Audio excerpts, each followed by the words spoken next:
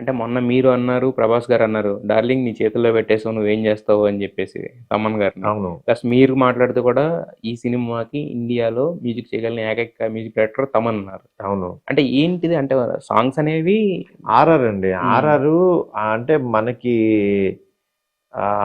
RR అందరూ RR స్పెషలిస్టులు ఉండరు. Music కొంతమంది సాంగ్స్ బాగా చేస్తారు, కొంతమంది ఆర్ఆర్లు బాగా చేస్తారు. తిను ఆర్ఆర్ సాంగ్స్ రెండు పట్టుకుంటాడు గట్టిగా. అందువల్ల తమిళనాడు మ్యూజిక్ డైరెక్టర్ మాత్రం చాలా రేరు. అది మనకు దొరకటం సౌత్ లో ఆడవచ్చు అతను తమన్ గారు. తమను. అయితే మీ ఈ సినిమాకి ఫస్ట్ నుంచి వస్తున్న ప్రమోషన్స్ లో ఇంకొక మెయిన్ ప్రమోషన్ ఎస్కేఎన్ గారు. అవును. ఆయన వేసే టీ షర్ట్లు కానీ ఆయన చెప్పే డైలాగులు కానీ ఇష్టం కదా సార్. బుల్లెట్స్ తన ఒక కొత్త ట్రెండ్. సో మరి ఈ సినిమాకి ఆయన క్రియేటివ్ ప్రొడ్యూసర్ అన్నారు. What is his work towards and the film? నాతో పాటు అలా ట్రావెల్ అవుతాడండి. అన్నిట్లో ఇద్దరం డిస్కస్ చేస్తుంటాం. డార్లింగ్ ఈ సీన్ ఎలా ఉంది, బాగుంది, ఇలా చేస్తే బాగుంటుంది. తను కూడా సజెషన్స్, మంచి సజెషన్స్ ఇస్తాడు. అందువల్ల డెఫినెట్ గా అంటే నాతో ఇప్పటి నుంచి కాదు కదా, నా ఫ్రెండ్ కదా, 2003 నుంచి తన క్లోజ్ ఫ్రెండ్. అందుకని వీఆర్ ట్రావెలింగ్ టుగెదర్. అయితే మనమే కాదు, మన నెక్స్ట్ జనరేషన్ కూడా స్ట్రాంగ్ గా ఉండాలి, పిల్లర్స్ స్ట్రాంగ్ గా ఉండాలి అంటారు. అందుకనే మీ పాపను కూడా తీసుకొచ్చేసారు రెడీ కింద. అంటే దానికి బేసికల్లీ సినిమా చాలా ఇష్టం. అది నేను ఏదన్నా చెప్తున్నా నాకు అడ్వాన్స్ గా చెప్తూ ఉంటది. అప్పుడు చాలా ఇంటలెక్చువల్ తను. అందుకని దాంతో నేను ఏదన్నా అంటే నేను అలా తీసుకురావటం కంటే కూడా నాకు నిజంగా ప్రాపర్ గా ఇది చేయడం కోసం ఇది ఉంది. అదే ఇందాక మాట్లాడుతుంటే అన్నారు జోకర్ గెటప్ అదంతా I'm taking care of that అని చెప్పేసి. అవునవును. జోకర్ గెటప్ అదే చేయించింది. ఇలా చేస్తే బాగుంటది ఇది అని హీరో గారితో అదే కూర్చుంది అనమాట. అందువల్ల దానికి చాలా నాలెడ్జ్ ఉంది. ఫౌండేషన్ స్ట్రాంగ్ గా ఉంది బేసిక్ గా మీ దగ్గర. ఫౌండేషన్ చిన్నప్పటి నుంచి అది క్రియేటివ్ పర్సన్, మంచి ఆర్టిస్ట్. బొమ్మలు జోకర్ అయితే అది పిచ్చి బాగా వేసేది. ఎగ్జిబిషన్ కూడా పెట్టాము ఇక్కడ పెయింటింగ్. దాని తర్వాత ఫోటోగ్రఫీ, దాని చాలా ఉన్నాయి. దీనిలో ఇలా వర్కౌట్ అయింది. అయితే బేసిక్ గా ఇప్పుడు అందరూ ఛాలెంజ్ చేస్తున్నారు సార్, ఈ సినిమా చూడండి లేదంటే నా నెక్స్ట్, ఇలా రకరకాల ఒక్కొక్కళ్ళు ఒక్కొక్క ఛాలెంజ్ చేస్తున్నారు. మీరు కూడా ఒక ఛాలెంజ్ చేశారు, మీ ఇంటి నెంబర్ చెప్పి. మరి నేను అసలు దానికి ఎప్పుడు అగైనెస్ట్. నేను ఛాలెంజ్ చేయమని అడగను.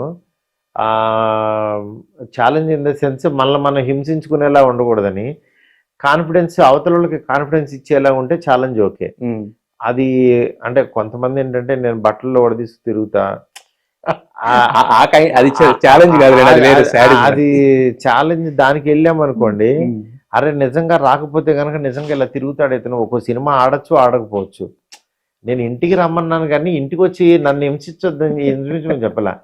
ఇంటికి వచ్చి ఏంటా ఇలా జరిగిందని అడగమన్నా అంతే. నేను కానీ మీ ఫ్యాన్స్ రెబల్ ఫ్యాన్స్, మీరు ఎవరితో మాట్లాడుతున్నారో మీరు అర్థం చేసుకోలేదు. ఏకంగా బిర్యానీలు.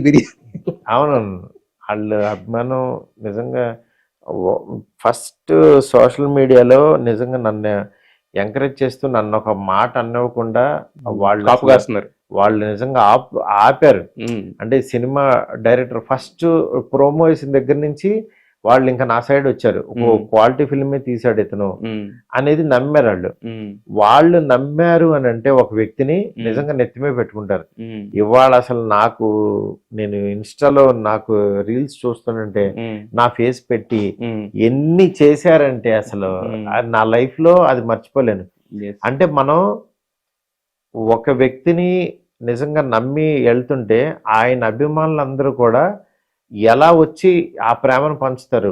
అంటే ఈ ప్రభాస్ గారు ఎంత ప్రేమనిస్తారో అంతకు మించిన ప్రేమని వాళ్ళ ఫ్యాన్స్ దగ్గర నుంచి రిఫ్లెక్షన్ రూపంలో రిఫ్లెక్ట్ అవుతుంది నాకు. అందువల్ల ఈ ప్రేమను నిలబెట్టుకోవాలని నేను మాక్సిమం కష్టపడుతున్నా. మరి ఇంటికి బిర్యానీలు రావడం ఆగిందా? అయ్యో పంపించారు, అది హ్యాపీగా ఫోటో తీసి పెట్టారు కదా. ఆగిందా అంటున్నా, ఇంకా లేకపోతే వస్తానే ఉన్నాయా అంటున్నా? లేదు ఆగిపోయింది. అయితే ప్రభాస్ గారి గురించి చెప్పినప్పుడు ఎప్పుడు కూడా ఆయన ఆతిథ్యం హైలైట్ అవుతా ఉంటది.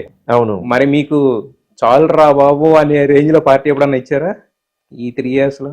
3 ఇయర్స్లో మేము చాలాసార్లు భోజనం పంపించారు. ఆ, నిజంగా ఏదో 5-6 కానీ పంపిస్తే అది 15 మందికి అది వచ్చేది. అందువల్ల ఆయన అన్నీ మేము బాగా ఎంజాయ్ చేసాం. ఉమ్.